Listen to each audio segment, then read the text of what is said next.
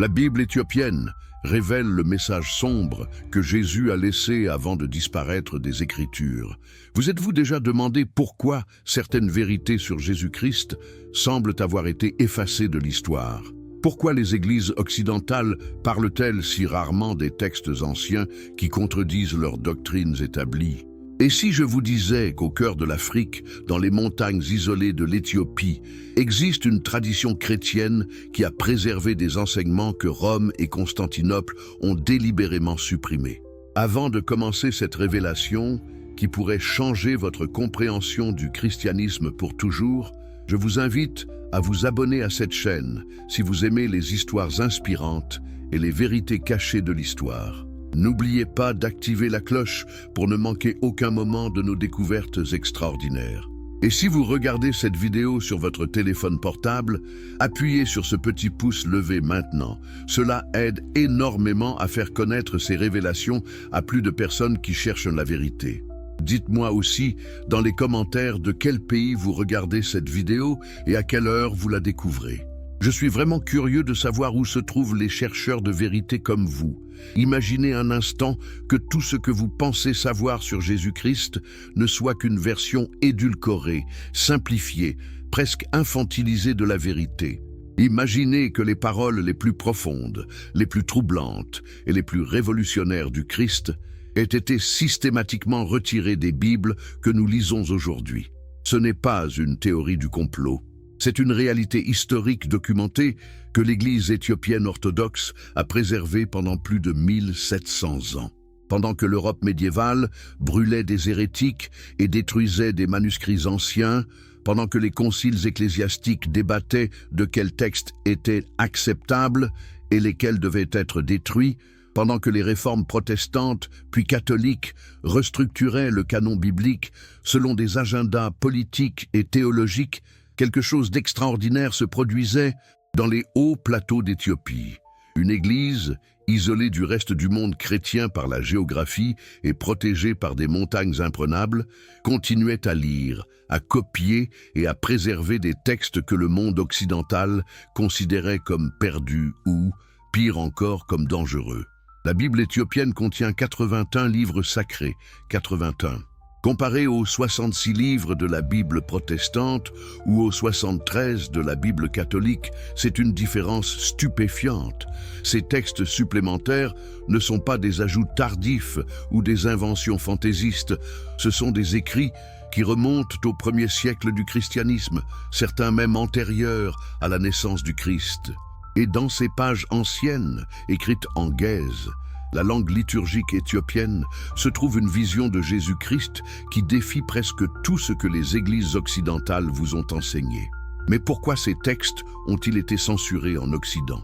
Quelle vérité contenaient-ils de si dérangeant que les autorités ecclésiastiques ont préféré les faire disparaître plutôt que de permettre aux croyants ordinaires de les lire? Et surtout, quel message sombre Jésus a-t-il réellement laissé sur le destin de l'humanité? Un message que seule la tradition éthiopienne a eu le courage de préserver. Le mystère millénaire de la tradition éthiopienne. L'histoire commence au IVe siècle de notre ère, à une époque où le christianisme était encore jeune, fragmenté et persécuté dans de vastes régions du monde connu.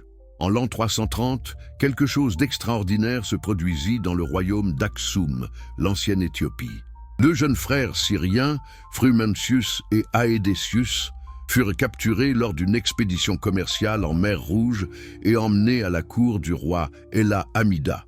Au lieu d'être réduits en esclavage ou exécutés, ils gagnèrent la confiance du roi et devinrent les tuteurs du jeune prince Ezana.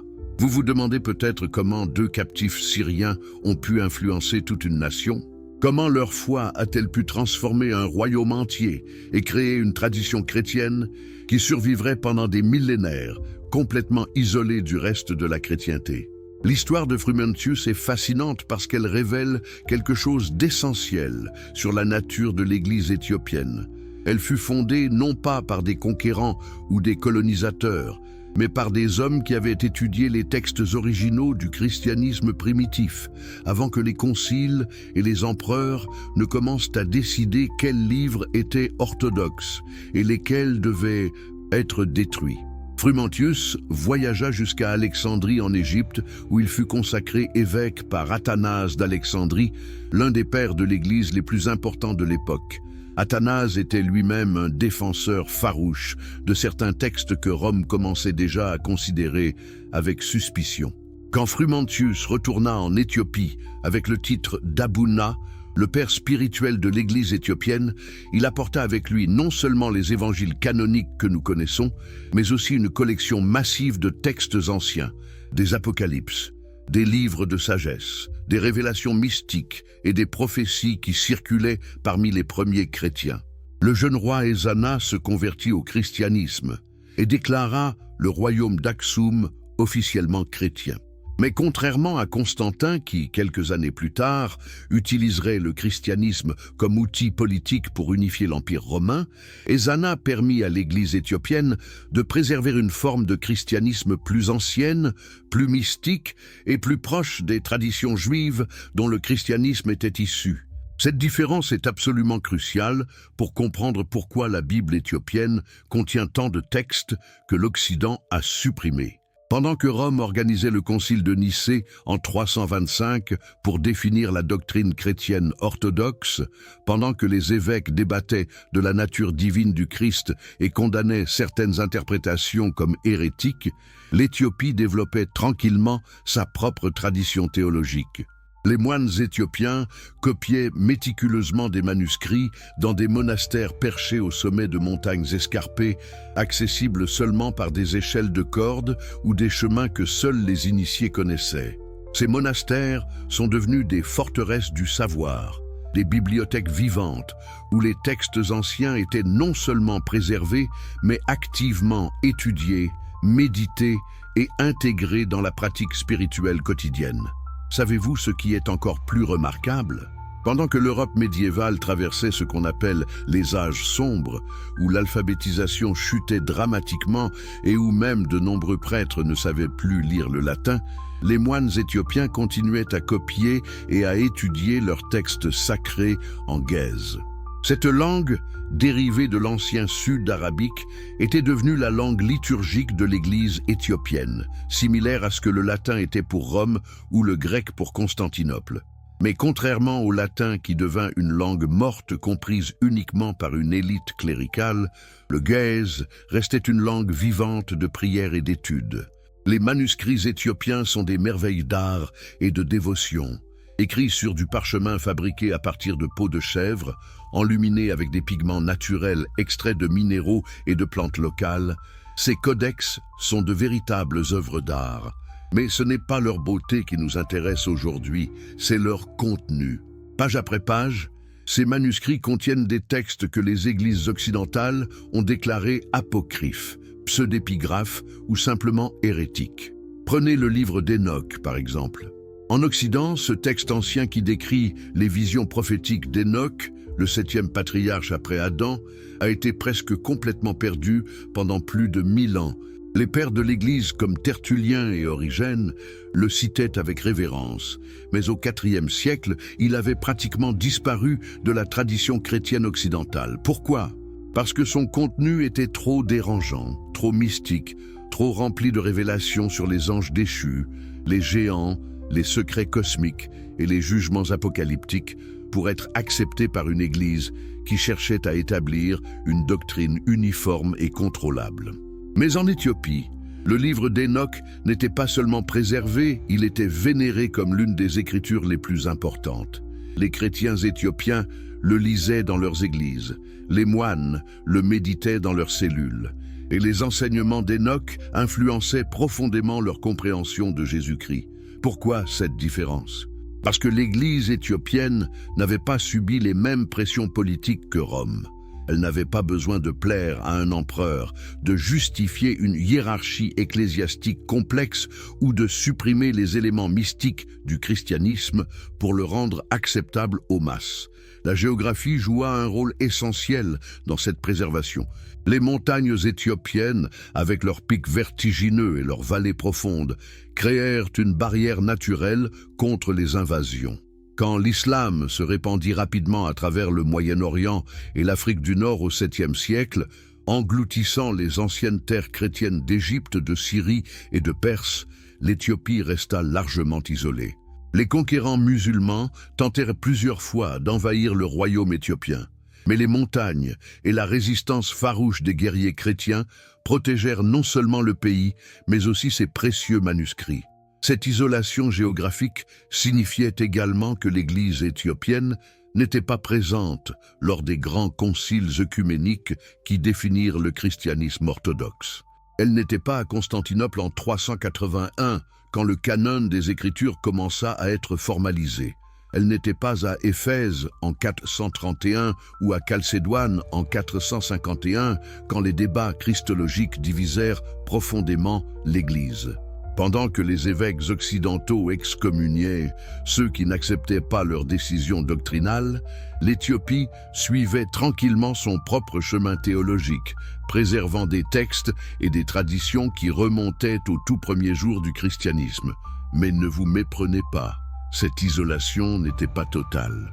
Les moines éthiopiens maintenaient des contacts avec Jérusalem, où ils avaient établi des monastères dès le 5e siècle. Ils connaissaient les développements théologiques en Égypte, en Syrie et même à Rome. Mais contrairement à d'autres églises qui modifiaient leur doctrine et leurs écritures pour rester en phase avec les décisions conciliaires, l'église éthiopienne faisait un choix radical. Elle choisissait de préserver plutôt que de réformer, de maintenir plutôt que de moderniser. Pensez-vous que ce choix était motivé par l'ignorance ou par l'entêtement? Absolument pas. C'était un choix délibéré et courageux de rester fidèle à ce que les Éthiopiens considéraient comme la forme la plus pure et la plus authentique du christianisme. Ils avaient reçu leur foi des mains de Frumentius, qu'il avait reçu d'Athanase, qui était directement connecté aux traditions apostoliques d'Alexandrie. Pour les Éthiopiens, les textes qu'ils possédaient n'étaient pas des curiosités historiques ou des documents douteux. C'était la parole de Dieu dans sa plénitude. La structure même de la Bible éthiopienne révèle cette fidélité aux traditions anciennes. Les 81 livres sont organisés selon une logique qui remonte aux classifications utilisées par les premiers chrétiens. On y trouve les 5 livres de la Torah, exactement comme dans la tradition juive. Les livres historiques, les livres de sagesse et les prophètes suivent. Mais ensuite viennent les textes que l'Occident a rejetés. Le livre des Jubilés, qui réinterprète la Genèse et l'Exode avec des détails mystiques fascinants. Les 4 livres d'Esdras, qui contiennent des visions apocalyptiques extraordinaires. 3 livres de Maccabée au lieu de 2, et bien sûr, le livre d'Enoch complet.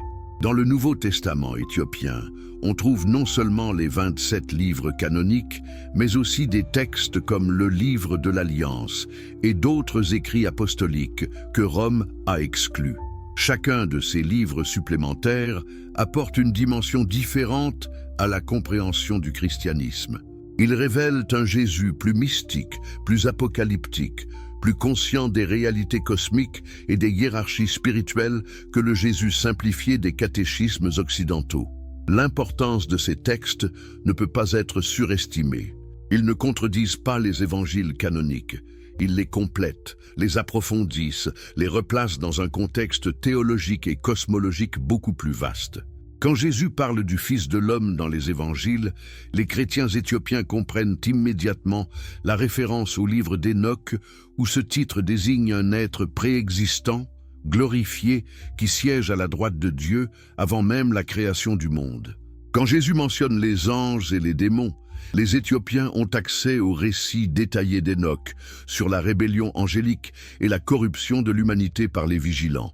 Cette compréhension plus profonde transformait complètement l'interprétation des paroles de Jésus. Prenez par exemple le moment où Jésus dit à ses disciples « Je vous ai dit ces choses en parabole, mais l'heure vient où je ne vous parlerai plus en parabole, mais je vous annoncerai ouvertement les choses concernant le Père. » Cette déclaration, trouvée dans l'évangile de Jean, suggère qu'il y avait 2 niveaux d'enseignement, un public et un privé. Les textes éthiopiens préservent des traditions sur ces enseignements privés, ces révélations que Jésus donnait uniquement à ses disciples les plus proches. L'un des aspects les plus fascinants de cette tradition est la manière dont elle a survécu non seulement aux invasions islamiques, mais aussi aux tentatives de colonisation européenne. Au XVIe siècle, les Portugais arrivèrent en Éthiopie, d'abord comme alliés contre les invasions musulmanes, puis comme missionnaires catholiques déterminés à corriger ce qu'ils considéraient comme les erreurs de l'Église éthiopienne. Les jésuites tentèrent de forcer les Éthiopiens à abandonner leurs textes anciens, à accepter le canon romain et à se soumettre à l'autorité du pape. Savez-vous ce qui s'est passé? Les Éthiopiens refusèrent catégoriquement. En 1632, après des décennies de tensions et même de guerres civiles entre catholiques et orthodoxes, l'empereur Fasilidas expulsa tous les missionnaires catholiques du pays. L'Éthiopie ferma ses frontières pendant plus de 200 ans, choisissant l'isolement plutôt que la compromission doctrinale. Cette décision, aussi drastique qu'elle ait été économiquement et politiquement, préserva les manuscrits anciens et la tradition théologique unique de l'Église éthiopienne. Ce n'est qu'au XIXe siècle que les explorateurs européens redécouvrirent l'Éthiopie chrétienne et ses trésors littéraires. L'explorateur écossais James Bruce rapporta en Europe en 1773 des copies du livre d'Enoch, stupéfiant les érudits bibliques qui croyaient ce texte perdu à jamais. La traduction en anglais par Richard Lawrence en 1821 fut une sensation dans les cercles académiques et théologiques. Pour la première fois depuis plus de 1000 ans, le monde occidental avait accès à un texte que les premiers chrétiens vénéraient, mais que l'Église médiévale avait supprimé. La découverte des manuscrits éthiopiens déclencha une réévaluation complète de l'histoire du christianisme primitif. Les érudits réalisèrent que l'Église n'avait pas toujours eu le canon actuel de 66 ou 73 livres. Les premiers chrétiens lisaient une variété beaucoup plus large de textes, et certaines communautés considéraient comme canoniques des livres que d'autres rejetaient. Le consensus sur le canon biblique ne fut atteint que progressivement, à travers des siècles de débats, de controverses et de décisions conciliaires qui étaient autant politiques que théologiques. Mais voici la question la plus troublante qui émerge de cette histoire. Et si l'Église occidentale a supprimé le livre d'Enoch, le livre des Jubilés et d'autres textes anciens, qu'est-ce que cela nous dit sur sa relation avec la vérité historique? Ces livres étaient-ils vraiment hérétiques ou dangereux, ou contenaient-ils simplement des enseignements que les autorités ecclésiastiques trouvaient inconfortables? Et si des textes entiers ont été supprimés, qu'en est-il des passages individuels dans les livres qui ont survécu? Combien de paroles de Jésus ont été éditées, adoucies ou complètement retirées pour rendre le christianisme plus acceptable aux masses? L'Église éthiopienne nous offre une fenêtre unique sur ces questions, parce qu'elle a préservé une version du christianisme qui n'a pas subi les mêmes processus de censure et de standardisation que le christianisme occidental. Dans les monastères perchés sur les falaises du Tigré ou cachés dans les forêts du lac Tana, les moines continuent aujourd'hui à lire, copier et méditer sur les mêmes textes que leurs ancêtres lisaient il y a 1700 ans. Cette continuité ininterrompue est presque unique dans le monde chrétien. Les révélations cosmiques du livre d'Enoch. Approfondissons maintenant l'un des textes les plus extraordinaires préservés par la tradition éthiopienne, le livre d'Enoch. Ce livre n'est pas une simple curiosité historique ou un texte marginal.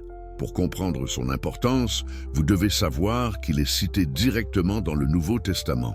L'épître de Jude, au verset 14, cite textuellement Enoch. « Voici, le Seigneur est venu avec ses saintes myriades pour exercer un jugement contre tous. » Cette citation provient directement du premier chapitre du livre d'Enoch.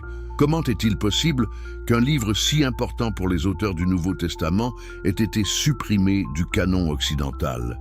La réponse à cette question révèle l'une des plus grandes censures de l'histoire religieuse.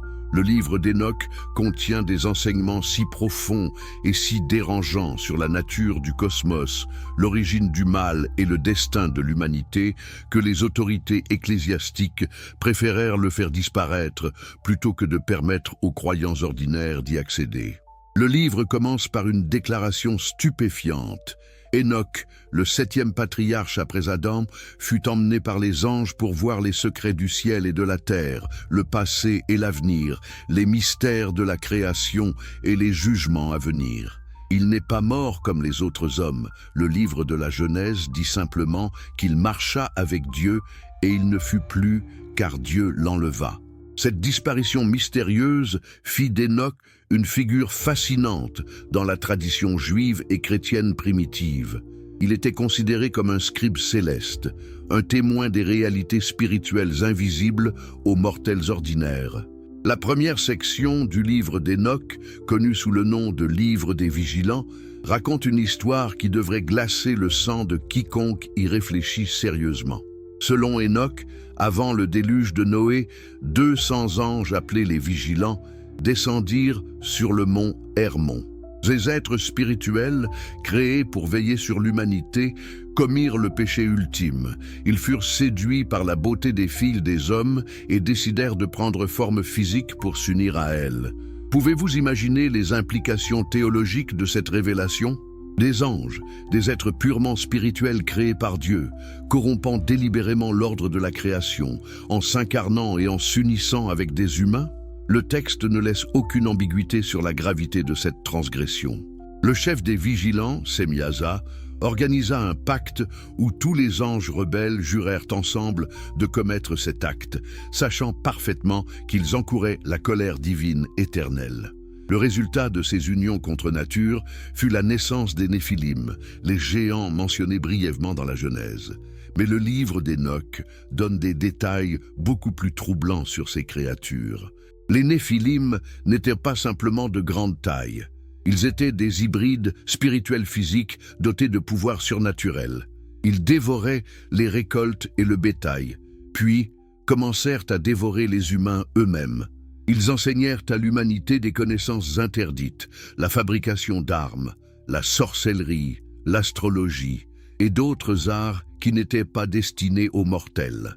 Un ange en particulier, Azazel, enseigna aux humains la métallurgie pour fabriquer des épées et des armures, la cosmétique pour corrompre la modestie naturelle et les incantations magiques pour contrôler les forces spirituelles. Ces cadeaux des anges déchus plongèrent l'humanité dans la violence, la luxure et la corruption spirituelle à un niveau si profond que Dieu décida d'envoyer le déluge pour purifier la terre. Maintenant, voici où cela devient vraiment fascinant pour comprendre Jésus-Christ. Selon le livre d'Enoch, Dieu envoya les archanges Michel, Gabriel, Raphaël et Uriel pour punir les vigilants et leurs descendants. Azazel fut enchaîné dans les ténèbres jusqu'au jour du jugement final. Les Néphilim furent détruits dans le déluge, mais leurs esprits, n'étant ni pleinement humains ni pleinement angéliques, devinrent des démons errants sur la terre, causant maladie, possession et corruption jusqu'à la fin des temps. Voyez-vous maintenant pourquoi ce texte était si important pour les premiers chrétiens et pourquoi Jésus y faisait référence. Quand Jésus chassait les démons, quand il parlait de Satan tombant du ciel comme un éclair, quand il enseignait sur les forces spirituelles invisibles qui influencent l'humanité, il faisait référence à cette cosmologie détaillée préservée dans le livre d'Enoch. Les évangiles canoniques mentionnent ces réalités mais ne les expliquent pas en détail. C'est Enoch qui fournit le contexte théologique complet. La deuxième section majeure du livre d'Enoch, appelée le livre des paraboles ou similitudes d'Enoch, est peut-être encore plus révolutionnaire. Dans cette section, Enoch décrit des visions du ciel où il voit un être mystérieux appelé le Fils de l'homme. Écoutez cette description. « Et là, je vis quelqu'un qui avait une tête des jours, et sa tête était blanche comme de la laine, et avec lui était un autre être dont le visage avait l'apparence d'un homme, et son visage était plein de grâce, comme l'un des saints anges. Et je demandais à l'ange qui allait avec moi et qui me montrait tous les secrets concernant ce Fils de l'homme, qui il était, d'où il venait, pourquoi il allait avec la tête des jours. L'ange répond à Enoch que ce Fils de l'homme existe depuis avant la création du monde. Il est le choisi, le juste, celui qui jugera tous les vivants et les morts. Il siège sur un trône de gloire à la droite de Dieu, et tous les rois et les puissants de la terre se prosterneront devant lui. Les justes hériteront la terre sous son règne, mais les méchants seront jetés dans le feu éternel. Comprenez-vous l'importance monumentale de ce texte? Des siècles avant Jésus-Christ, le livre d'Hénoch décrivait un fils de l'homme préexistant, divin, qui viendrait juger le monde et établir un royaume éternel. Quand Jésus utilisait ce titre pour lui-même, et c'était son titre préféré, utilisé plus de 80 fois dans les évangiles, il ne choisissait pas un simple terme humble pour souligner son humanité. Il revendiquait l'identité de cette figure cosmique, préexistante et divine, décrite dans Hénoch. Les premiers disciples de Jésus auraient immédiatement compris cette référence. Ils connaissaient le livre d'Hénoch. Ils savaient que « fils de l'homme » n'était pas un terme d'humilité, mais de majesté divine. C'est pourquoi dans le procès de Jésus devant le Sanhédrin, quand il déclara « Vous verrez le Fils de l'homme assis à la droite de la puissance et venant sur les nuées du ciel », le grand prêtre déchira ses vêtements en criant au blasphème. Jésus ne prétendait pas seulement être le Messie. Il revendiquait l'identité du Fils de l'homme d'Hénoch, un être préexistant, égal à Dieu, qui siège sur le trône du jugement cosmique. Mais il y a plus. Le livre d'Hénoch décrit en détail le jugement final d'une manière qui fait paraître l'Apocalypse de Jean presque modéré en comparaison. Hénoch voit les pécheurs jetés dans une vallée de feu, où ils brûleront éternellement. Il voit les anges rebelles torturés dans des abîmes de ténèbres. Il voit les rois et les puissants de la terre qui ont opprimé les justes, maintenant dépouillés de leur gloire et suppliant en vain pour la miséricorde. Ces descriptions ne sont pas métaphoriques ou symboliques dans le texte d'Hénoch. Elles sont présentées comme des réalités littérales que Hénoch a vues dans ses visions prophétiques. Et voici le point crucial, Jésus connaissait ces visions. Ses propres enseignements sur l'enfer, sur le feu éternel, sur les pleurs et les grincements de dents, sur la séparation finale entre les justes et les méchants, tout cela fait écho aux descriptions d'Hénoch.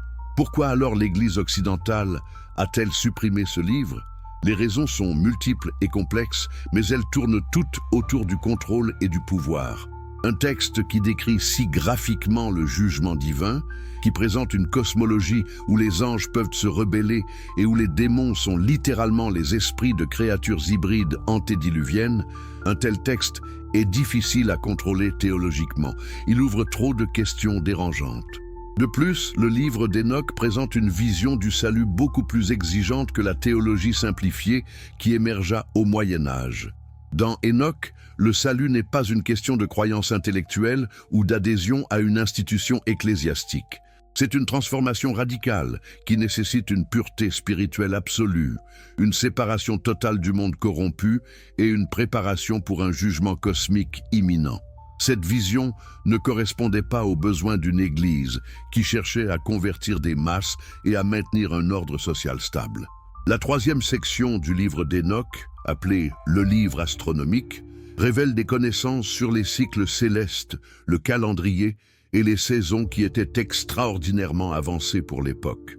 Hénoch décrit comment les anges lui ont montré le fonctionnement du soleil, de la lune et des étoiles, comment les saisons changent et comment le temps cosmique se déroule selon un plan divin précis. Ces connaissances n'étaient pas purement académiques. Elles avaient des implications théologiques profondes sur le calendrier des fêtes religieuses et sur la compréhension du temps prophétique.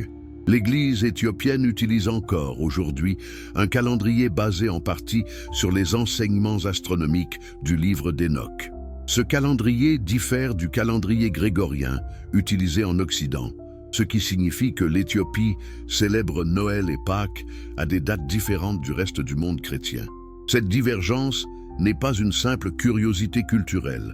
C'est un témoignage de la fidélité de l'Église éthiopienne aux traditions anciennes, même quand elle la distingue de la majorité chrétienne. Le livre d'Hénoch se termine par une section apocalyptique qui décrit symboliquement toute l'histoire humaine depuis Adam jusqu'au jugement final. Cette section, appelée l'Apocalypse des animaux, utilise des métaphores animales pour représenter différentes nations et périodes historiques. Les Israélites sont représentés comme des moutons, leurs ennemis comme des loups et des lions. Et le Messie apparaît comme un taureau blanc avec de grandes cornes qui détruit tous les prédateurs et établit un royaume éternel de paix. Cette vision de l'histoire comme un conflit cosmique entre forces du bien et du mal, culminant dans un jugement divin final et la restauration d'un paradis terrestre, influença profondément la pensée apocalyptique juive et chrétienne.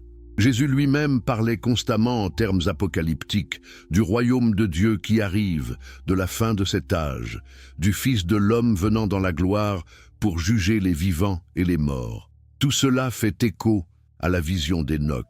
Le message sombre sur le destin de l'humanité. Maintenant que nous avons établi l'importance du livre d'Enoch et son influence sur la compréhension que Jésus avait de sa propre mission, nous pouvons explorer ce que la tradition éthiopienne préserve concernant le message le plus sombre de Jésus, sa vision du destin de l'humanité. Ce que vous êtes sur le point de découvrir contredit radicalement l'image d'un Jésus doux et tolérant que le christianisme moderne aime présenter. Les textes éthiopiens, fidèles aux traditions les plus anciennes, présentent un Christ qui était parfaitement conscient d'une réalité terrifiante. La grande majorité de l'humanité choisirait consciemment la destruction. Dans les évangiles canoniques, nous trouvons des indices de cette vision sombre. Jésus parle de la porte étroite et du chemin difficile qui mène à la vie, et il ajoute « Peu sont ceux qui le trouvent ». Il compare le royaume des cieux à un filet qui attrape toutes sortes de poissons, mais les pêcheurs gardent les bons et jettent les mauvais. Il raconte la parabole du semeur où seulement un quart des graines produisent une récolte. Il décrit le jugement final où les nations seront séparées comme un berger sépare les moutons des chèvres, et les chèvres, qui représentent la majorité, seront envoyées au châtiment éternel.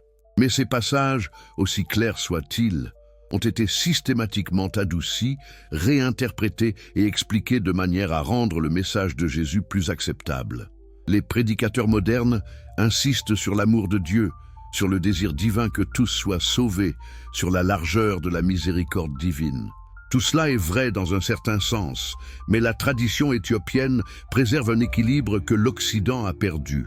L'équilibre entre la miséricorde et la justice, entre l'amour et le jugement, entre l'invitation universelle et la réalité que peu répondront positivement.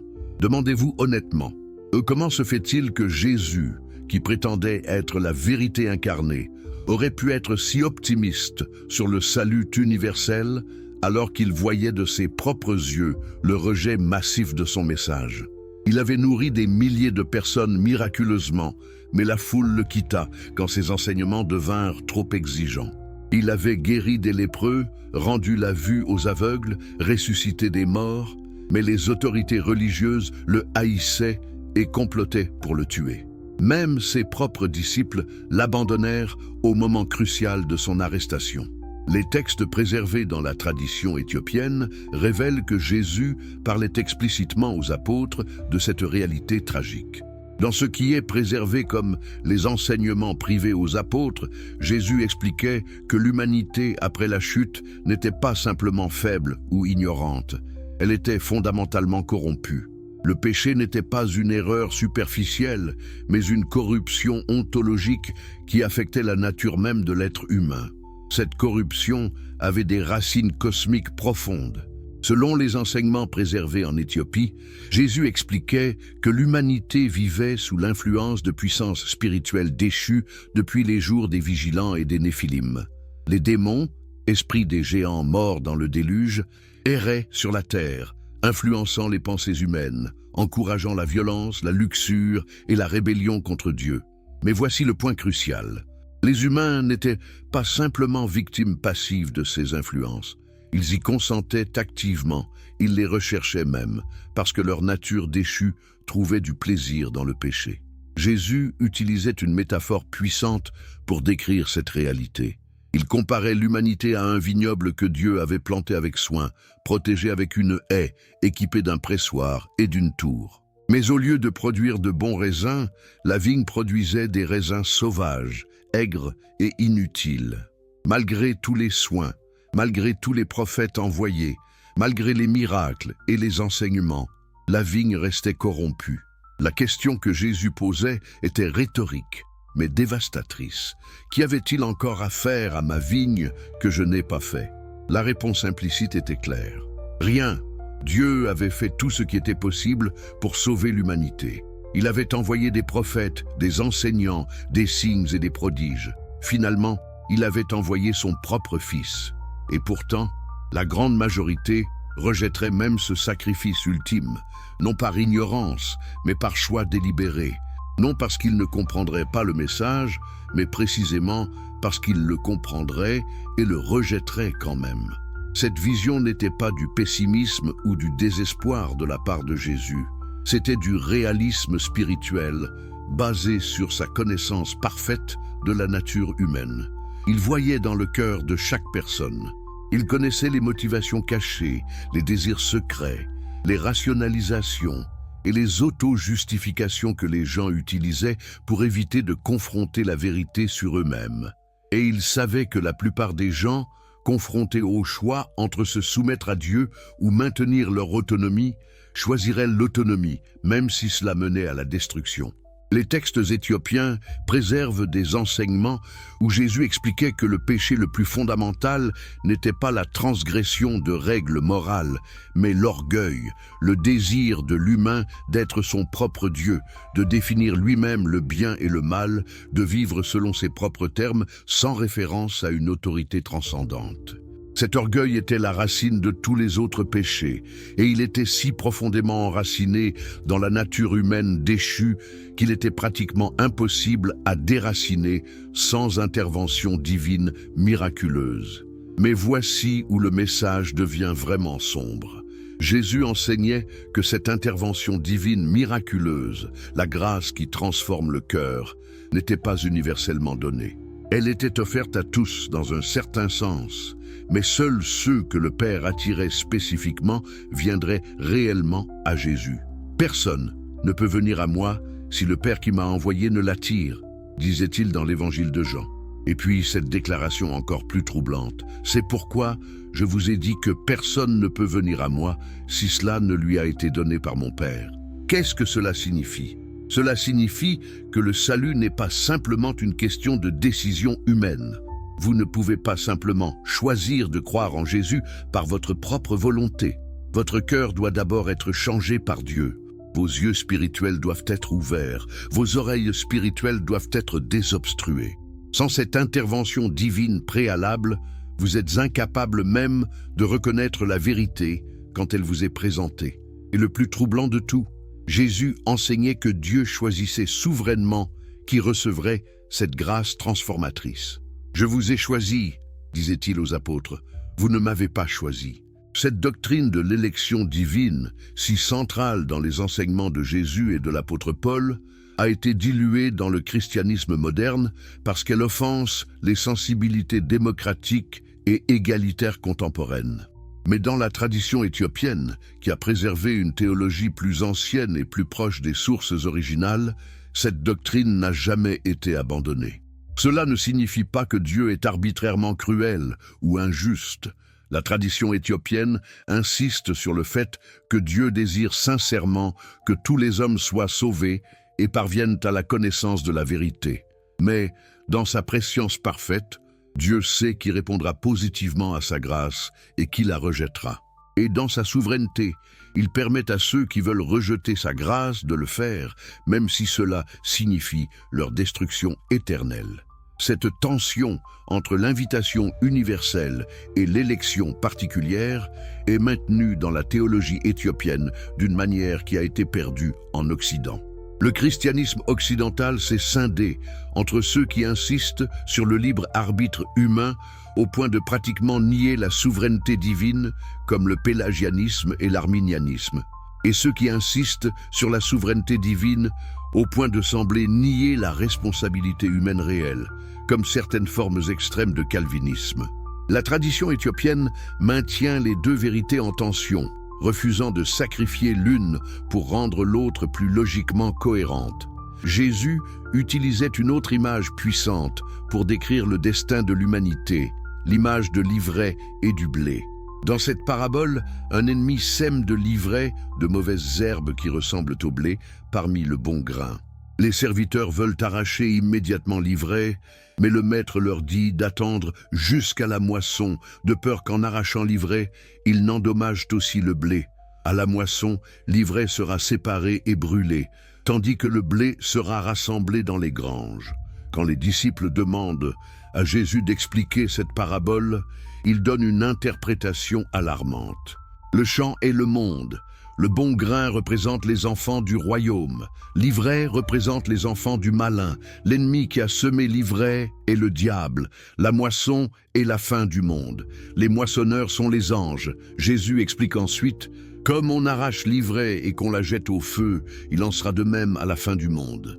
Le Fils de l'homme enverra ses anges, qui arracheront de son royaume tous les scandales et ceux qui commettent l'iniquité. Et ils les jetteront dans la fournaise ardente, où il y aura des pleurs et des grincements de dents. Remarquez ce détail crucial que la tradition éthiopienne souligne. L'ivraie n'est pas arrachée pendant sa croissance. Elle est laissée pousser côte à côte avec le blé jusqu'à la moisson finale. Cela signifie que dans cette vie présente, les justes et les méchants existent ensemble, mélangés dans les sociétés humaines, parfois même dans les églises. Il n'y a pas de séparation visible jusqu'au jugement final. Vous ne pouvez pas toujours dire qui est le blé et qui est l'ivraie en regardant simplement les apparences extérieures. Mais à la fin, la séparation sera totale, définitive et irréversible. Et voici ce que la tradition éthiopienne préserve, qui est souvent omis dans les prédications occidentales. Jésus ne décrit jamais cette séparation comme temporaire ou réversible. Le châtiment des méchants est décrit avec les mêmes mots que la récompense des justes, éternelle. Le feu n'est pas purificateur, mais destructeur. Les pleurs et les grincements de dents ne sont pas l'expression d'un repentir qui mènerait éventuellement au salut, mais l'expression d'une angoisse sans remède. Cette vision du jugement final n'était pas une invention de Jésus. Elle était enracinée dans les prophéties anciennes, particulièrement dans le livre d'Enoch et d'autres textes apocalyptiques que les premiers chrétiens lisaient et que la tradition éthiopienne a préservés. Enoch décrivait en détail la vallée du jugement, où les méchants seraient tourmentés à jamais à la vue des justes qui loueraient Dieu pour sa justice. Cette image de séparation cosmique finale, aussi dérangeante soit-elle pour les sensibilités modernes, était centrale dans l'enseignement de Jésus. Mais pourquoi Jésus insistait-il tant sur ce message sombre? N'était-il pas venu pour sauver le monde, pas pour le condamner? La réponse, selon la tradition éthiopienne, est que Jésus proclamait ce message précisément parce qu'il aimait l'humanité et voulait la sauver. C'était un avertissement, pas une menace. Un médecin qui diagnostique un cancer avancé ne se réjouit pas du diagnostic, mais il doit être honnête sur la gravité de la situation pour motiver le patient à accepter le traitement nécessaire. De la même manière, Jésus diagnostiquait la condition spirituelle de l'humanité avec une honnêteté brutale. Le cancer du péché avait métastasé à travers toute la race humaine. Sans intervention radicale, sans la foi en lui et la transformation qu'il offrait, la condition était terminale et menait inévitablement à la destruction éternelle. Mais contrairement à un cancer physique, cette condition spirituelle était choisie, maintenue et défendue par les patients eux-mêmes. Ils aimaient leur maladie plus que la santé. Jésus racontait l'histoire d'un homme riche qui vivait dans le luxe, tandis qu'un mendiant malade nommé Lazare gisait à sa porte. Quand les deux moururent, Lazare fut emporté par les anges dans le sein d'Abraham, une image juive du paradis, tandis que l'homme riche se retrouva dans le tourment. L'homme riche supplia Abraham d'envoyer Lazare avec une goutte d'eau pour rafraîchir sa langue, mais Abraham répondit qu'un grand abîme avait été fixé entre eux, infranchissable dans les deux sens. Désespéré, l'homme riche demanda qu'au moins quelqu'un soit envoyé pour avertir ses 5 frères, afin qu'ils ne viennent pas eux aussi dans ce lieu de tourment. Mais Abraham répondit: « Ils ont Moïse et les prophètes, qu'ils les écoutent. » L'homme riche insista: « Non, père Abraham, mais si quelqu'un des morts va vers eux, ils se repentiront. » Abraham donna cette réponse finale et dévastatrice. S'ils n'écoutent pas Moïse et les prophètes, ils ne seront pas persuadés même si quelqu'un ressuscitait des morts. Voyez-vous l'ironie prophétique? Jésus lui-même allait ressusciter des morts, littéralement, et même cela ne suffirait pas à convaincre ceux qui avaient déjà décidé de ne pas croire. Cette parabole révèle une vérité psychologique profonde que la tradition éthiopienne souligne. Le problème de l'humanité n'est pas un manque d'évidence ou d'information. C'est un problème de volonté. Les gens ne rejettent pas Dieu parce qu'il n'y a pas assez de preuves de son existence ou de sa bonté. Ils le rejettent parce qu'accepter son existence et sa bonté les obligerait à changer leur vie, à abandonner leur autonomie, à se soumettre à une autorité qu'ils ne peuvent pas contrôler. Cette perspicacité est absolument cruciale pour comprendre pourquoi Jésus pouvait prédire avec confiance que la majorité de l'humanité choisirait la destruction. Ce n'était pas une question d'ignorance qui pourrait être corrigée par plus d'éducation. Ce n'était pas une question de circonstances défavorables qui pourraient être améliorées par de meilleures conditions sociales. C'était une question de rébellion volontaire, enracinée dans l'orgueil fondamental de la condition humaine déchue. Voilà pourquoi le message de Jésus sur le destin de l'humanité était si sombre, et pourquoi ce message a été si systématiquement adouci, réinterprété ou ignoré par les églises occidentales qui cherchaient à attirer des masses. Un message qui dit « La plupart d'entre vous seront perdus à moins d'une transformation radicale » n'est pas un bon message marketing pour une religion de masse. Mais c'était le message de Jésus, préservé fidèlement par la tradition éthiopienne qui a refusé de compromiser la vérité pour la popularité. Si vous aimez les histoires inspirantes qui révèlent des vérités cachées de l'histoire, n'oubliez pas de vous abonner à cette chaîne pour ne manquer aucun moment de ces découvertes extraordinaires. Et dites-moi dans les commentaires de quel pays vous regardez cette vidéo et à quelle heure vous la découvrez en ce moment même. Je suis vraiment curieux de savoir où se trouvent tous ces chercheurs de vérité. Si vous êtes sur votre téléphone portable, appuyez sur ce petit pouce levé maintenant. Cela aide énormément à faire connaître ces révélations à plus de personnes qui ont soif de connaître la réalité historique. Les mystères réservés aux initiés. Avez-vous déjà remarqué comment Jésus semblait parler en énigmes? Comment il racontait des histoires simples aux foules, mais réservait des explications plus profondes à ses disciples les plus proches? Cette distinction entre enseignement public et enseignement privé n'était pas accidentelle. C'était une stratégie délibérée qui révèle quelque chose de fondamental sur la nature de la vérité spirituelle et sur la capacité humaine à la recevoir. Dans l'évangile de Marc, les disciples demandent à Jésus pourquoi il parle en parabole. Sa réponse est stupéfiante et souvent mal comprise. À vous, il a été donné de connaître le mystère du royaume de Dieu, mais pour ceux du dehors, tout se passe en parabole, afin qu'en voyant, ils voient et n'aperçoivent point, et qu'en entendant, ils entendent et ne comprennent point, de peur qu'ils ne se convertissent et que les péchés ne leur soient pardonnés. Attendez un instant. Jésus dit-il vraiment qu'il parle en parabole précisément pour que les gens ne comprennent pas, pour qu'ils ne se convertissent pas? Comment cela peut-il être compatible avec l'image d'un Jésus qui désire ardemment sauver tout le monde? La tradition éthiopienne, fidèle aux textes les plus anciens, n'essaie pas d'édulcorer cette déclaration troublante. Elle l'accepte et l'explique dans le contexte d'une théologie plus profonde sur la nature de la révélation divine. La vérité spirituelle, selon les enseignements préservés en Éthiopie, n'est pas simplement une information que n'importe qui peut comprendre intellectuellement. C'est une réalité vivante qui ne peut être saisie que par ceux dont les yeux spirituels ont été ouverts. Pour ceux qui restent dans les ténèbres spirituelles, non par manque d'intelligence, mais par choix volontaire de rester dans leur rébellion, la vérité doit être voilée. Pourquoi ? Parce que connaître la vérité sans la suivre aggrave considérablement le jugement. Jésus faisait référence à un principe énoncé par le prophète Ésaïe des siècles plus tôt.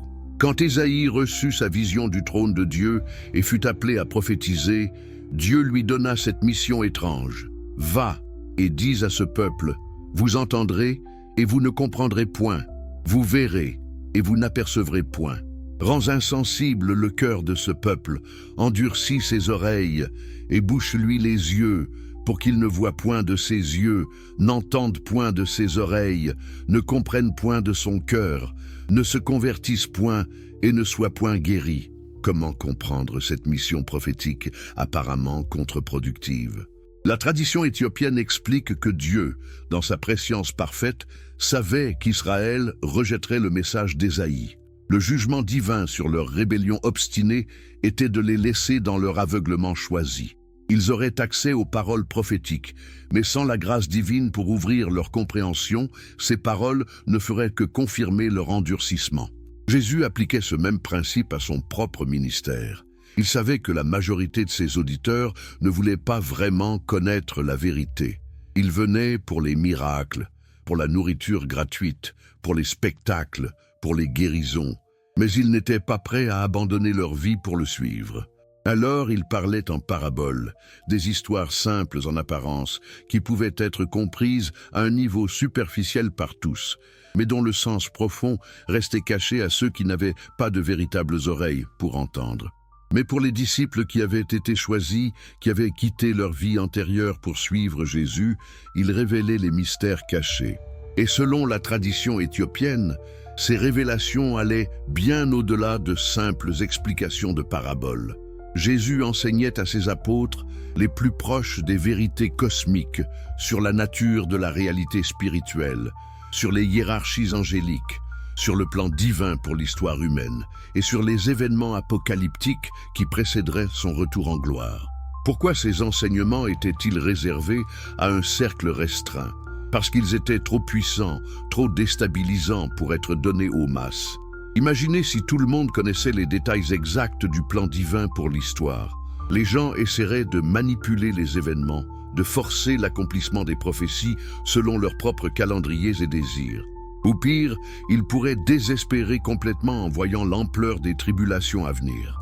Les textes préservés en Éthiopie parlent de ces enseignements secrets donnés par Jésus pendant les 40 jours entre sa résurrection et son ascension. Ces 40 jours sont mentionnés brièvement dans le livre des Actes, mais leurs détails sont presque complètement absents des textes canoniques occidentaux. Qu'a fait Jésus pendant tout ce temps? Il apparaissait occasionnellement aux disciples, leur montrait ses blessures, mangeait avec eux pour prouver qu'il n'était pas un fantôme. Mais selon la tradition éthiopienne, il faisait bien plus que cela. Jésus emmenait ses disciples dans des lieux retirés où il leur révélait les mystères du royaume des cieux. Il leur expliquait la structure du cosmos spirituel, comment le ciel est organisé en différentes sphères ou dimensions, comment les anges sont arrangés en hiérarchie selon leurs fonctions, comment les âmes des justes et des méchants sont séparées après la mort, en attendant la résurrection finale. Ces enseignements n'étaient pas de la spéculation théologique abstraite. C'étaient des réalités que Jésus avait vues de ses propres yeux, qu'il avait traversées dans sa descente aux enfers après sa crucifixion et dans sa montée victorieuse après sa résurrection. Pensez-vous que les apôtres ont simplement oublié ces enseignements? Qu'ils étaient si peu importants qu'aucun évangéliste n'a jugé nécessaire de les enregistrer? Bien sûr que non. Ces enseignements ont été transmis oralement dans les premières communautés chrétiennes, puis écrits dans des textes qui circulaient parmi les croyants. Mais quand l'Église institutionnelle a commencé à consolider son pouvoir et à standardiser la doctrine, beaucoup de ces textes ont été déclarés apocryphes et supprimés.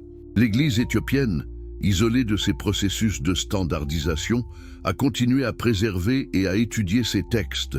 Pour les Éthiopiens, la connaissance des mystères célestes n'était pas une curiosité optionnelle, mais une partie essentielle de la formation spirituelle. Les moines passaient des années à méditer sur ces réalités, à les intégrer dans leurs prières et leurs contemplations. Cette tradition mystique, qui était autrefois commune dans tout le christianisme primitif, a survécu en Éthiopie alors qu'elle s'est largement éteinte en Occident. Un des aspects les plus fascinants de ces enseignements secrets concerne la nature du mal et des forces spirituelles qui s'opposent à Dieu. Jésus n'enseignait pas une vision simpliste où Satan est simplement un méchant qui s'oppose arbitrairement à tout ce qui est bon. Il révélait une cosmologie complexe où la rébellion originelle de Satan était motivée par l'orgueil, le refus de cet archange brillant de se soumettre au plan divin qui incluait l'incarnation du Fils de Dieu en tant qu'humain. Selon cette tradition, Satan et les anges qui le suivirent dans sa rébellion ne pouvaient pas accepter que Dieu s'abaisse pour devenir humain. Ils considéraient l'humanité comme inférieure aux anges, et l'idée que le Fils de Dieu prendrait une nature humaine leur semblait une insulte à la dignité divine. Leur rébellion n'était donc pas contre Dieu en tant que tel, mais contre son plan d'aimer et de sauver l'humanité malgré sa faiblesse et son indignité. Cette perspective change complètement la compréhension de la guerre cosmique entre le bien et le mal. Ce n'est pas simplement une bataille entre des forces opposées abstraites. C'est une bataille sur la question de savoir si l'humanité déchue mérite d'être sauvée, si la grâce divine peut vraiment transformer des créatures aussi corrompues et rebelles. Satan et ses démons passent leur temps à essayer de prouver que Dieu a tort d'aimer l'humanité, que les humains sont irrémédiablement mauvais et ne méritent que la destruction. Jésus expliquait à ses disciples que chaque fois qu'un humain choisit le bien malgré la tentation, chaque fois qu'un pécheur se repent et se tourne vers Dieu, chaque fois qu'un croyant reste fidèle malgré la persécution, c'est une victoire dans cette guerre cosmique. C'est une preuve que Satan a tort, que la grâce divine peut effectivement transformer des cœurs, que l'humanité peut être rachetée. Mais inversement, chaque fois qu'un humain choisit le péché malgré la connaissance du bien, chaque fois qu'un croyant apostasie, chaque fois que quelqu'un rejette la grâce offerte, c'est une victoire pour Satan dans sa tentative de prouver que l'humanité est indigne de l'amour divin. Cette compréhension donnait aux enseignements de Jésus sur la persévérance et la fidélité une urgence cosmique. Ce n'était pas simplement une question de moralité personnelle ou de bonheur individuel. C'était une question de loyauté dans une guerre qui transcendait le temps et l'espace. Une guerre dont l'issue affecterait l'ordre même du cosmos. Les disciples n'étaient pas simplement des croyants cherchant le salut personnel. Ils étaient des soldats dans une armée spirituelle, combattant pour la gloire de Dieu et la défense de l'humanité contre les accusations sataniques. Jésus révélait également des détails sur le fonctionnement de la tentation et de la possession démoniaque. Les démons, expliquait-il, ne peuvent pas forcer un humain à pécher.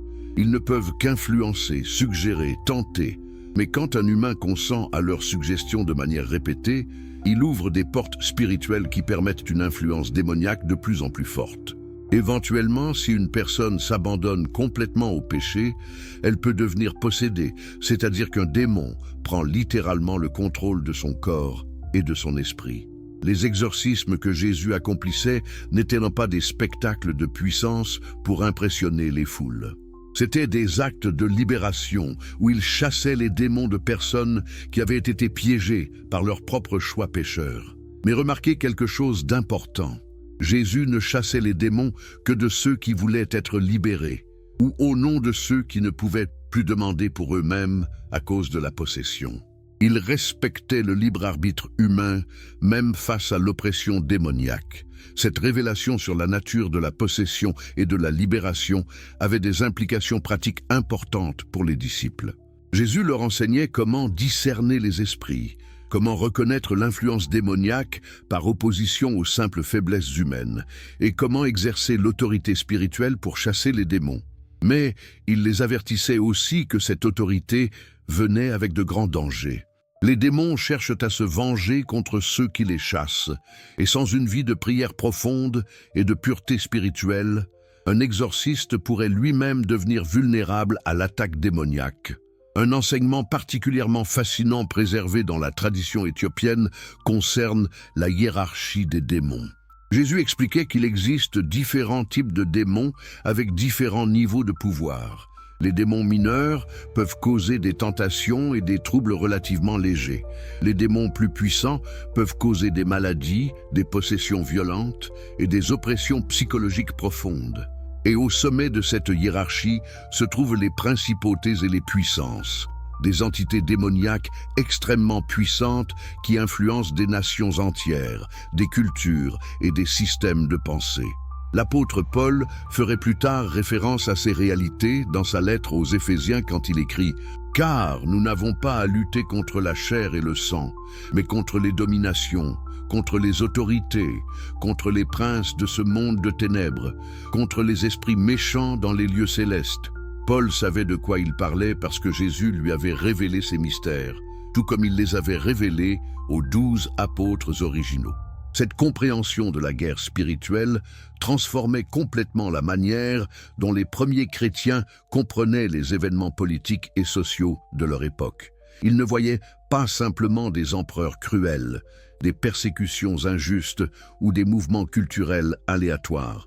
Ils voyaient l'activité de puissances spirituelles démoniaques, travaillant à travers des structures humaines pour s'opposer au royaume de Dieu. Cette perspective explique pourquoi les premiers chrétiens pouvaient maintenir l'espoir et la joie même face à des persécutions horribles. Ils savaient que la bataille apparente sur terre reflétait une bataille cosmique déjà gagnée par Christ sur la croix. Mais Jésus n'enseignait pas seulement sur les forces du mal. Il révélait aussi des vérités magnifiques sur les anges fidèles et leur rôle dans le plan divin. Chaque croyant, expliquait-il, a des anges gardiens assignés pour le protéger et le guider. Ces anges sont constamment en présence de Dieu, intercédant pour les humains sous leur garde et recevant des instructions divines sur comment les aider dans leur voyage spirituel. Les anges ne violent jamais le libre arbitre humain, mais ils peuvent arranger des circonstances, ouvrir des portes, fermer d'autres portes et même intervenir physiquement dans des moments critiques pour sauver des vies.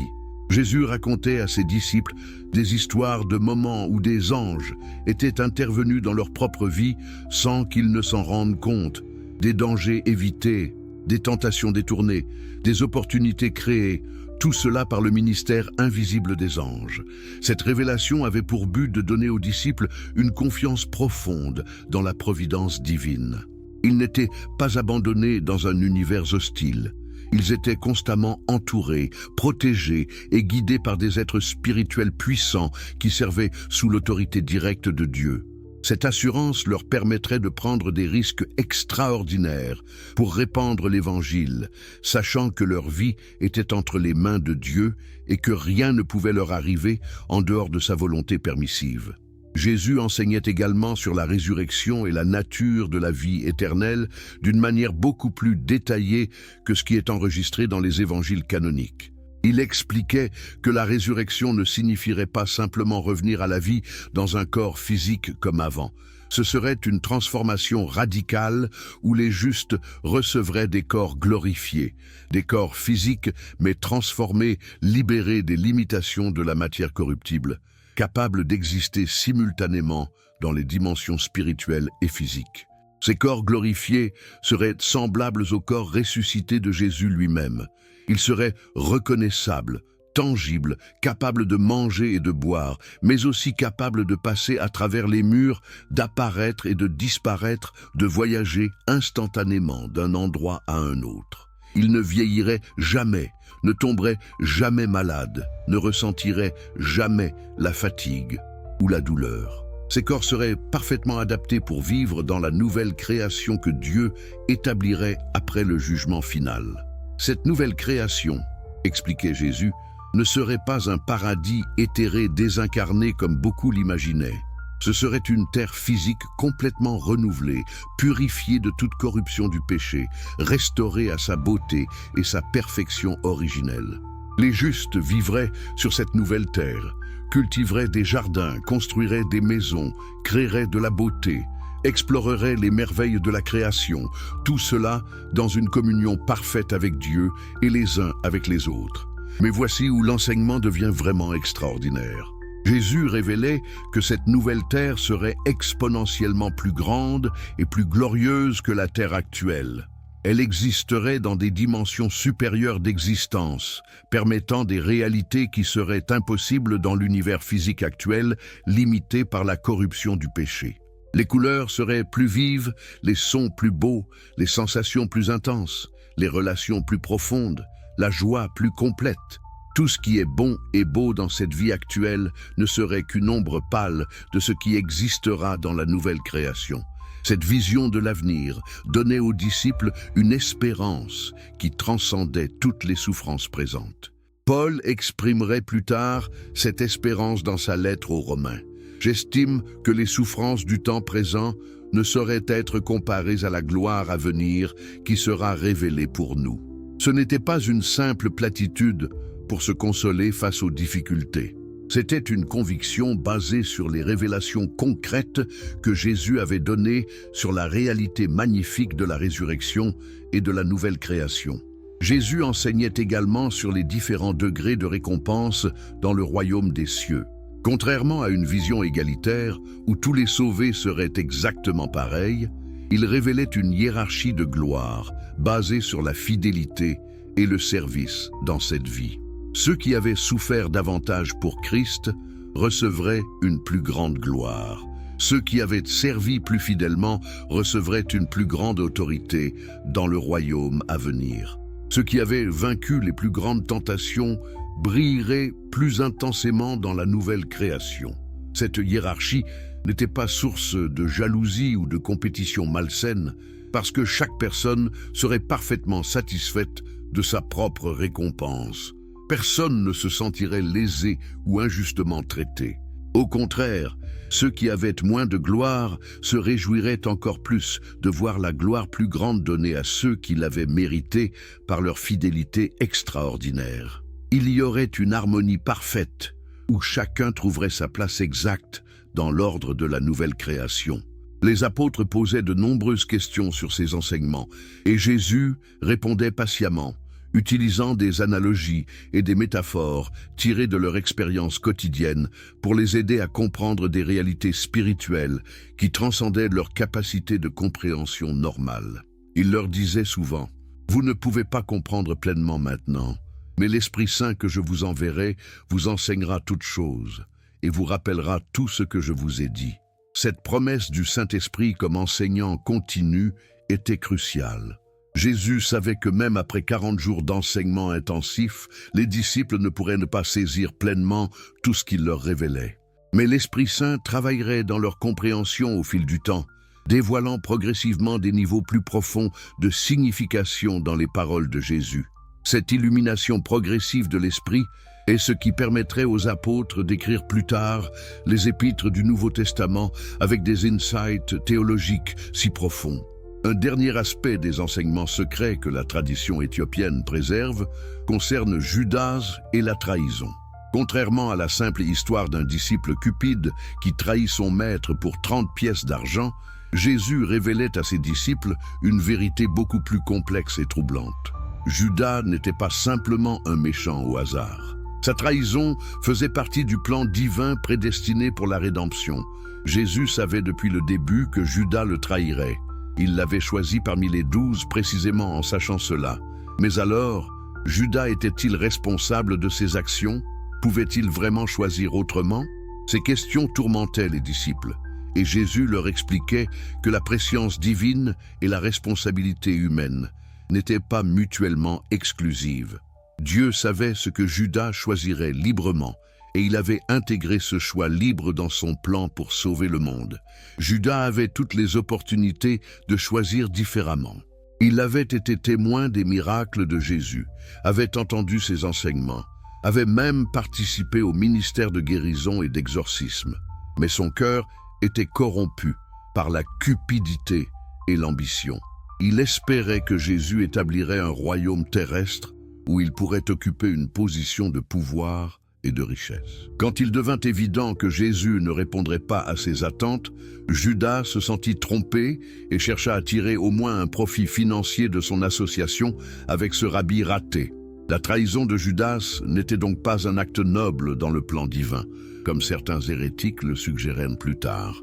C'était un péché authentique, motivé par des désirs égoïstes, et Judas en portait l'entière responsabilité morale. Mais Dieu, dans sa souveraineté et sa sagesse infinie, utilisait même ce péché horrible pour accomplir le plus grand bien, la rédemption de l'humanité à travers la mort sacrificielle de Christ sur la croix. Cette révélation sur Judas servait d'avertissement solennel aux autres disciples. Si quelqu'un pouvait être si proche de Jésus, marcher avec lui pendant 3 ans, voir tous ses miracles, entendre tous ses enseignements, et pourtant le trahir, alors personne n'était à l'abri de l'apostasie.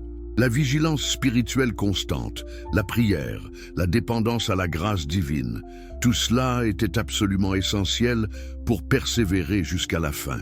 Les prophéties du temps de la fin, Maintenant que nous avons exploré les enseignements secrets que Jésus réservait à ses disciples les plus proches, nous devons examiner une autre dimension de son message que la tradition éthiopienne a préservée avec un soin particulier, ses prophéties sur le temps de la fin. Ces prophéties ne sont pas des spéculations vagues sur un avenir lointain. Ce sont des descriptions détaillées d'événements spécifiques qui précéderaient son retour en gloire pour juger le monde. Les évangiles canoniques contiennent le discours sur l'olivier, où Jésus répond aux questions des disciples sur les signes de la fin des temps. Mais ce discours, tel qu'enregistré dans Matthieu, Marc et Luc, est relativement bref et laisse de nombreuses questions sans réponse. La tradition éthiopienne préserve des enseignements supplémentaires où Jésus développait ses thèmes apocalyptiques avec beaucoup plus de détails. Réfléchissez à cette question. Pourquoi Jésus passerait-il tant de temps à parler de la fin des temps si elle était infiniment lointaine dans le futur? Certains érudits modernes essaient de minimiser l'importance de l'eschatologie dans l'enseignement de Jésus, prétendant qu'il se concentrait principalement sur l'éthique et la spiritualité personnelle. Mais cette interprétation ignore le fait que Jésus revenait constamment aux thèmes apocalyptiques, le jugement à venir, le royaume de Dieu qui arrive, la séparation finale entre les justes et les méchants. La vérité, selon la tradition éthiopienne, est que Jésus voyait son propre ministère comme l'inauguration de la phase finale de l'histoire humaine. Il n'établissait pas simplement une nouvelle religion parmi d'autres. Il annonçait l'intervention finale de Dieu dans l'histoire humaine, le début de la fin pour ce monde corrompu et le début d'une nouvelle création. Tout ce qui suivrait son ascension jusqu'à son retour serait la période de la fin, une période dont la durée exacte était connue seulement du Père, mais dont les caractéristiques principales étaient clairement définies. Jésus commençait ses prophéties apocalyptiques en avertissant contre les faux prophètes et les faux Christ qui apparaîtraient en prétendant être le Messie ou en prétendant apporter une nouvelle révélation divine. « Plusieurs viendront sous mon nom », disait-il, disant « C'est moi qui suis le Christ » et ils séduiront beaucoup de gens. Cette prophétie s'est accomplie de manière spectaculaire tout au long de l'histoire chrétienne, avec d'innombrables imposteurs se déclarant Messie ou prophètes divins. Mais la tradition éthiopienne préserve des détails supplémentaires sur la nature de cette séduction. Jésus expliquait que ces faux prophètes ne seraient pas facilement reconnaissables comme des menteurs évidents. Au contraire, ils présenteraient des signes et des prodiges impressionnants qui sembleraient confirmer leurs prétentions. Ils accompliraient des guérisons apparentes, prédiraient des événements futurs avec une précision troublante et même manifesteraient des phénomènes surnaturels qui défieraient les explications naturelles. Comment alors les croyants pourraient-ils discerner le vrai du faux? Jésus donnait plusieurs critères. Premièrement, tout enseignement qui contredisait la révélation déjà donnée dans les Écritures devait être rejeté, peu importe combien de miracles l'accompagnaient. Deuxièmement, les fruits spirituels et moraux de ces enseignants devaient être examinés attentivement, même s'ils prêchèrent des choses vraies. Leur caractère personnel révélerait leur véritable nature. Troisièmement, le renseignement sur la personne de Jésus-Christ lui-même serait le test ultime. Tout esprit qui nie que Jésus-Christ est venu dans la chair ou qui présente un Christ différent de celui révélé dans les Écritures authentiques vient de l'Antéchrist. Cette mention de l'Antéchrist nous amène à une des prophéties les plus troublantes et fascinantes de Jésus. Bien que ce terme n'apparaisse pas directement dans les paroles de Jésus enregistrées dans les évangiles canoniques, la tradition éthiopienne préserve des enseignements où Jésus parlait explicitement d'une figure finale du mal qui se manifesterait avant son retour. Cette figure serait l'incarnation ultime de la rébellion contre Dieu, un humain tellement possédé et contrôlé par Satan qu'il deviendrait essentiellement l'avatar de Satan sur terre. L'Antéchrist, expliquait Jésus, ne se présenterait pas initialement comme un tyran ou un monstre. Au contraire, il apparaîtrait comme un leader brillant, charismatique et résolvant apparemment les problèmes les plus pressants de l'humanité. Il apporterait la paix après une période de guerre et de chaos. Il résoudrait la crise économique mondiale. Il unirait les nations divisées sous une gouvernance commune. Il serait acclamé comme le sauveur de l'humanité, et les foules l'adoreraient comme un dieu. Mais cette adoration serait précisément son but ultime. L'Antéchrist ne chercherait pas simplement le pouvoir politique ou économique. Il chercherait à usurper la place de Dieu dans le cœur des humains. Il se proclamerait finalement lui-même comme Dieu, exigerait l'adoration universelle et persécuterait violemment tous ceux qui refuseraient de se soumettre à lui. Cette persécution finale serait la plus terrible que le monde ait jamais vue, dépassant en cruauté et en échelle toutes les persécutions précédentes de l'Église. Jésus donnait des détails spécifiques sur le système que l'Antéchrist établirait. Il contrôlerait l'économie mondiale au point où personne ne pourrait acheter ou vendre sans porter sa marque. Un système d'identification qui signifierait la loyauté envers lui et le rejet de Dieu. Cette marque serait placée sur la main droite ou sur le front, rendant impossible de la cacher. Accepter cette marque serait un acte d'apostasie définitive, scellant éternellement le destin de celui qui la recevrait. Imaginez le dilemme que cela créerait pour les croyants. Sans cette marque, ils ne pourraient pas travailler, acheter de la nourriture, accéder aux soins médicaux ou participer à la société de quelque manière que ce soit. Ils deviendraient essentiellement des parias, dépendant entièrement de l'aide clandestine d'autres croyants ou de la provision miraculeuse de Dieu. Beaucoup mourraient de faim, de maladie ou de persécutions directes. Mais ceux qui persévéreraient jusqu'à la fin, refusant la marque malgré les conséquences terribles, seraient sauvés. Pourquoi Jésus révélait-il ces détails troublants? Parce qu'il voulait que ses disciples et tous les croyants futurs qui vivraient pendant cette période soient préparés. Il ne voulait pas qu'ils soient choqués ou désespérés quand ces événements commenceraient à se dérouler. Au contraire, la reconnaissance que les prophéties s'accomplissaient exactement comme Jésus l'avait prédit serait une source d'encouragement, prouvant que Dieu restait souverain même au milieu du chaos apparent. La tradition éthiopienne préserve également des enseignements détaillés sur les 2 témoins qui prophétiseraient à Jérusalem pendant la grande tribulation. Ces 2 figures mystérieuses auraient un pouvoir extraordinaire. Ils pourraient fermer le ciel pour qu'il ne pleuve pas, transformer l'eau en sang et frapper la terre de plaies aussi souvent qu'ils le voudraient. Ils prophétiseraient pendant 3 ans et demi, avertissant l'humanité du jugement imminent et appelant au repentir. Qui seraient ces 2 témoins? Jésus ne donnait pas leurs noms explicitement, mais il faisait des allusions qui permettaient aux disciples de comprendre. La tradition éthiopienne identifie ces 2 témoins comme Enoch et Élie, les 2 prophètes de l'Ancien Testament qui n'étaient jamais morts, mais avaient été enlevés au ciel.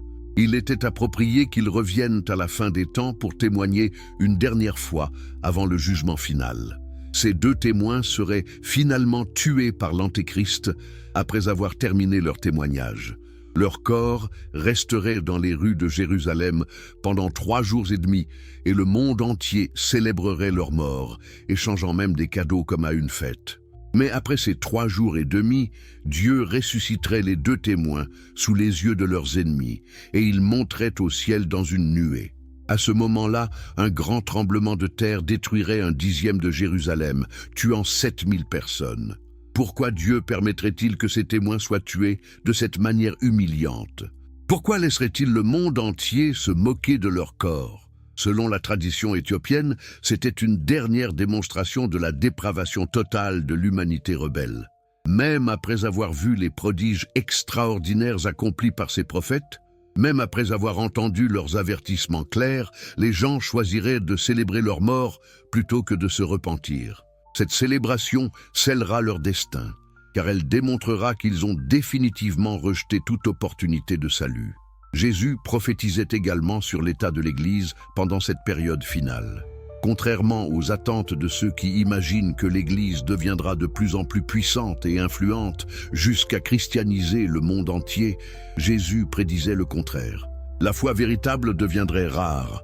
L'apostasie se répandrait même parmi ceux qui se disent chrétiens. Des églises entières abandonneraient les enseignements bibliques authentiques pour des doctrines qui caressent les oreilles et justifient les compromis moraux. Quand le Fils de l'homme viendra, demandait Jésus rhétoriquement, trouvera-t-il la foi sur la terre? Cette question impliquait clairement une réponse négative. La foi authentique serait devenue si rare qu'elle serait presque introuvable. Cela ne signifiait pas qu'il n'y aurait aucun croyant. Jésus promettait que les portes de l'enfer ne prévaudraient pas contre son Église. Mais cela signifiait que les vrais croyants seraient une minorité persécutée, souvent forcée de se cacher et de se réunir secrètement pour éviter la détection par les autorités de l'Antéchrist. Cette prophétie sur l'apostasie généralisée était particulièrement difficile à accepter pour les disciples. Comment était-il possible que des gens qui avaient professé suivre Christ puissent l'abandonner si complètement?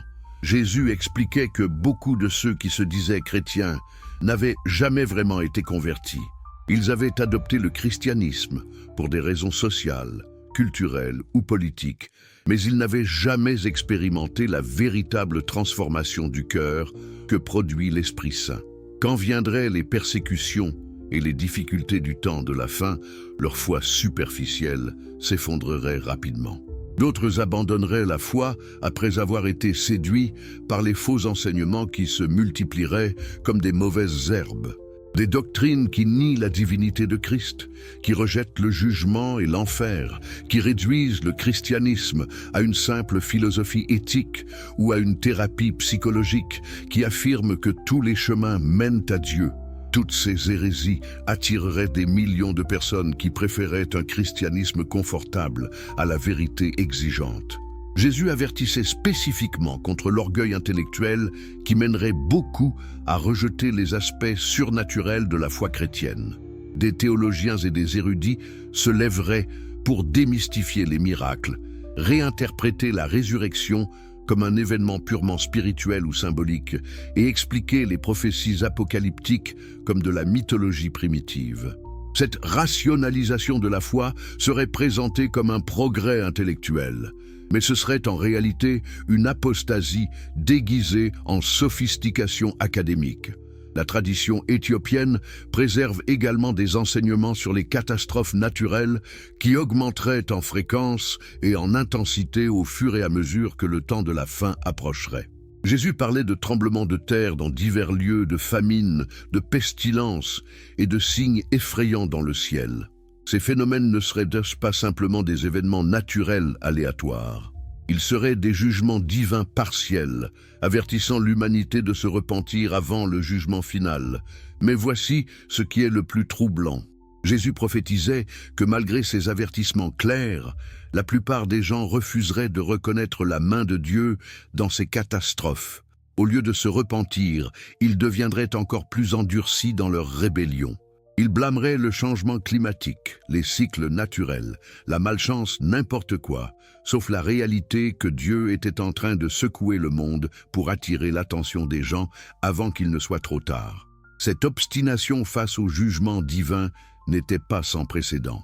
Dans le livre de l'Apocalypse, Jean décrit comment les gens blasphèment Dieu à cause des plaies qui les frappent, mais ils ne se repentent pas de leurs œuvres. C'est une image terrifiante de cœur tellement endurci dans le péché qu'ils préfèrent blasphémer Dieu plutôt que de se soumettre à lui, même quand son jugement est évident et inévitable. L'affrontement final avec le pouvoir religieux corrompu. Après avoir exploré les enseignements secrets de Jésus à ses disciples et ses prophéties sur le temps de la fin, nous devons maintenant examiner un aspect de son ministère qui révèle peut-être le plus clairement son caractère véritable, son conflit radical avec les autorités religieuses de son époque. Ce conflit n'était pas une simple divergence d'opinions théologiques ou une question de style de leadership.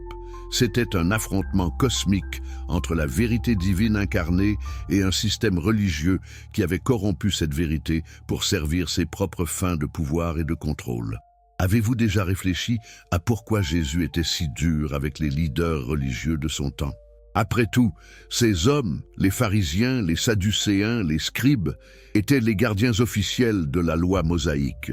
Ils étaient les enseignants respectés, les interprètes des Écritures, ceux qui maintenaient la tradition religieuse d'Israël face à l'occupation romaine. On pourrait s'attendre à ce que Jésus, en tant que rabbi juif lui-même, cherche à travailler avec eux, à réformer le système de l'intérieur plutôt que de le confronter si directement. Mais Jésus voyait quelque chose que la plupart des gens ne voyaient pas. Derrière la façade de piété et de dévotion religieuse, ils discernaient une corruption spirituelle profonde. Ces leaders religieux avaient transformé la loi de Dieu, donnée comme un moyen de bénédiction et de communion avec le Créateur, en un système de règles oppressives conçues pour maintenir leur propre pouvoir et prestige. Ils avaient fermé le royaume des cieux devant les hommes, comme Jésus le dirait plus tard, ni n'entraient eux-mêmes, ni ne laissaient entrer ceux qui voulaient le faire. La tradition éthiopienne préserve des récits détaillés de nombreux débats entre Jésus et ses autorités religieuses, débats qui allaient bien au-delà de ce qui est enregistré dans les évangiles canoniques. Ces confrontations révèlent la brillance rhétorique de Jésus, sa connaissance encyclopédique des Écritures et surtout son courage moral exceptionnel face à des hommes qui avaient le pouvoir de le faire arrêter et exécuter. Un des conflits les plus révélateurs concernait le sabbat. Les pharisiens avaient développé un système élaboré de règles définissant ce qui constituait un travail interdit le jour du sabbat.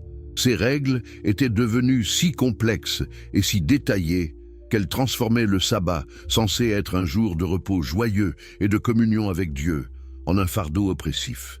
On ne pouvait pas marcher plus d'une certaine distance, on ne pouvait pas porter certains objets, on ne pouvait même pas guérir un malade à moins que sa vie soit en danger immédiat. Jésus défiait délibérément ces traditions humaines. Il guérissait les malades le jour du sabbat. Il permettait à ses disciples de cueillir des épis de blé pour manger le sabbat. Il déclarait ouvertement que le sabbat a été fait pour l'homme et non l'homme pour le sabbat. Ces actions n'étaient pas des violations de la loi mosaïque elle-même. Elles étaient des violations des traditions pharisaïques qui avaient été ajoutées à la loi divine. Mais pour les pharisiens, ces distinctions n'avaient pas d'importance. Ils considéraient leurs traditions comme ayant la même autorité que la loi écrite. En défiant leurs règles, Jésus défiait leur autorité même. Et cela, ils ne pouvaient pas le tolérer.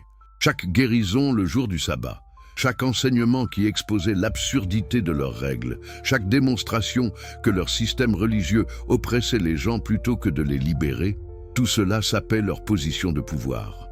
La tradition éthiopienne préserve un enseignement fascinant sur la psychologie derrière cette résistance religieuse à Jésus. Les pharisiens n'étaient pas stupides. Ils pouvaient voir les miracles que Jésus accomplissait. Ils ne pouvaient pas nier que ses enseignements étaient puissants et résonnaient avec les gens ordinaires. Certains d'entre eux, comme Nicodème, venaient secrètement vers Jésus pour apprendre de lui. Mais la majorité choisissait de résister à la vérité évidente devant leurs yeux. Pourquoi? La réponse est profondément psychologique et spirituelle à la fois. Ces hommes avaient construit toute leur identité, leur statut social, leur sens de la valeur personnelle sur leur position en tant que leader religieux.